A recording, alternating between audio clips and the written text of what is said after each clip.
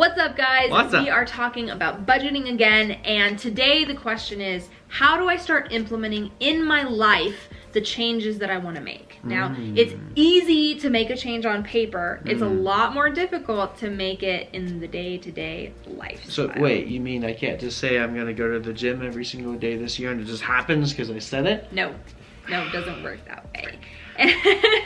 And that's how it is with the budget too. It's really easy to make a plan and it's a lot harder to stick to it.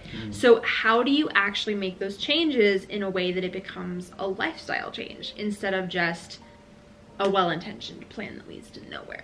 Yeah, and I mean, this is going to be based on your personality and your how disciplined you want to be with this practice. So, I mean, we've talked with people before that when we have them sit down and go over their expenses and start building their budget, they were looking at expenses of like $600, $700, $800 going out to eat in a month, and they looked at each other and they're like, I had no idea I was spending that much money going out to eat, and like, we can't keep doing that.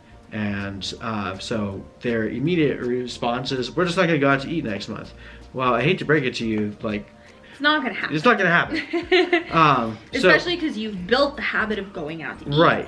And if you don't cook every meal at home, like, it takes a lot of time.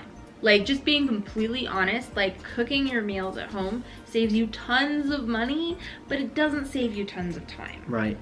And, you know, with that, you have to be realistic with yourself and look at, say, you know, if you are in that 600, 700, 800 or even more going out to eat, and you know that you can't be doing that anymore, start setting realistic goals for yourself.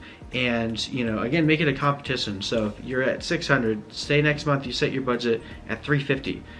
If you can stay under that, great. Take the money that you saved and move it to something that you really want to start putting that money towards. Because again, there's no point in making sacrifices if there's no goal.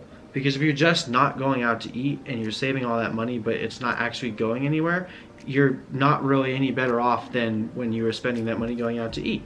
Exactly. And just note, like, if what's important to you is going out to eat, then that's what you should put your money towards. So we're not knocking going out, because that can be awesome, you know? Like, if that's what's important to you, that's what you should be budgeting for. You know, maybe the area where you're overspending is you're spending way too much money on subscriptions you don't need, and you would rather take that money, and you would rather take that money and put it into your out to eat fund, you know? So this is all based on you. However, if there are areas of your life where you're not happy with how you're spending and you would rather be putting that money towards what's important to you, you need to start making those changes slowly based on what you're currently doing and what you'd like to do. Yeah. Now, set goals that are attainable for yourself, because if you can actually reach the goals, you're going to be that much more empowered to continue making attainable goals for yourself. You know, if you, again, we keep using out to eat, but it's just a good example. If you say, I'm going to spend $30 going out to eat next month, and you're spending $600 right now, when you spend $200, even though that's great, like if you could go from $600 to $200 in a month, that would be like a drastic change. But if you set your goal at 30, you're gonna feel like you failed. Exactly. Now, there is this situation where ends aren't meeting, you're racking up debt, and you have to start cutting down expenses. Now, unfortunately, if you're in this situation, you may not have the luxury of slowly trying to whittle down this budget. For sure. Now, we've talked to people that have been in that situation, and it's like, okay, if we don't cut these expenses down, we're probably not going to have a place to live. Yeah, even we've been in that situation too. And yeah, sometimes you have to make drastic measures, but sometimes that pressure will help you actually stay within your budget. Again, if you're not feeling the pressure right now, you are going to have to take probably more gradual steps. But if you are feeling that pressure, then hopefully you're of a mindset like, I need to change something drastically now, and this is the area that I've identified in my budget that I just need to nix. Then yeah, you got to stick with it. Yeah, and just understand too, if you are in that situation, this is not a punishment for you. No. Like, it's a step you're taking to accomplish your dreams.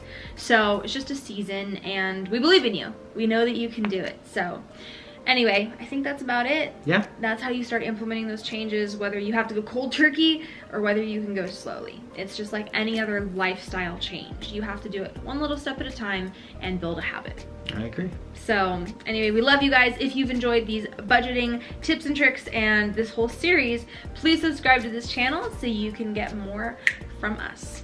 We love you guys. Bye. Bye.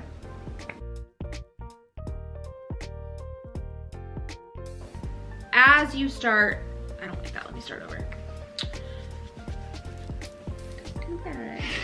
You're so mean.